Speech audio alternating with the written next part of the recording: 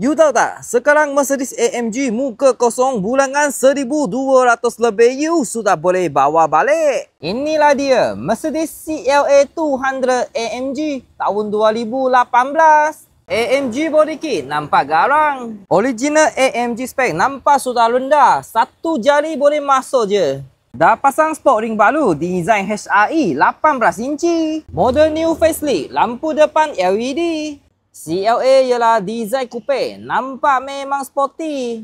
Lagi ada spoiler kecil. Kereta coupe, pintu tak ada tulang. Dalam original Alcantara leather seat.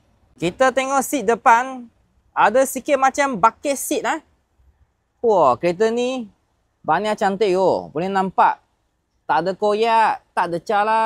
Serupa baru lagi kereta ni. Dulu owner memang banyak jagalah. Dashboard semua cantik lagi. Okey, AMG steering wheel.